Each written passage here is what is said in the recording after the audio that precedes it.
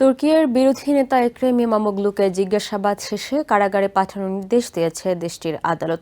স্থানীয় সময় রবিবার ইমামোগলুকে আদালতে তোলার পর অভিযোগের বিচার না হওয়া পর্যন্ত তাকে কারাগারে রাখার নির্দেশ দেওয়া হয়।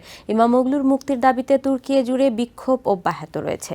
এদিকে ইমামোগলুকে কারাদণ্ড দেয়া বিচার ব্যবস্থার জন্য লজ্জাজনক বলে মন্তব্য করেছেন আঙ্কারার মেয়র মনসুর ইয়াভাস।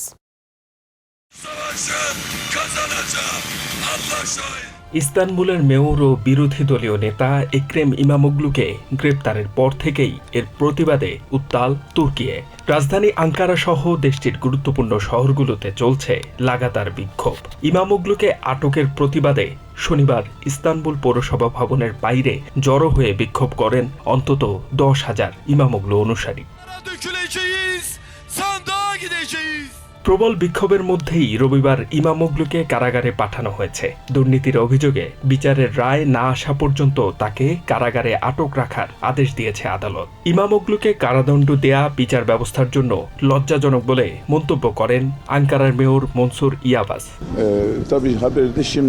আমাদের বিচার ব্যবস্থা নিয়ে আমি লজ্জিত, কারণ মাত্র 5 মিনিটের মধ্যে রায়ের বিবৃতি পড়ে শোনানো হয়েছে। তাছাড়া তদন্ত প্রতিবেদনও গোপন রাখা হয়েছে। অন্যদিকে দুর্নীতি সংক্রান্ত তদন্তের জন্য বিচার মুলতবি রেখে আদালত এক্রেম ইমামোগলুকে কারাগারে পাঠানোর রায় দেওয়ার পর রবিবার সামাজিক মাধ্যম এক্সে জানান মাথা নত করবেন না তিনি।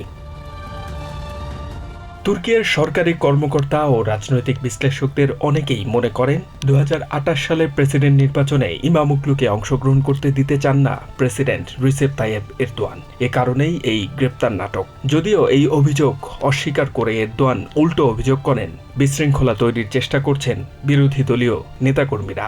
ইমামোগলুকে কারাগারে পাঠানোর কারণে সরকারের বিরুদ্ধে বিক্ষোভ আরও বাড়তে পারে বলে মনে করেন বিশ্লেষকরা। HM Ataullah, TVN 24 news desk. New York থেকে সম্প্রচারিত টিভিএন 24 টেলিভিশন বিশ্বজুড়ে বাঙালির কণ্ঠস্বর।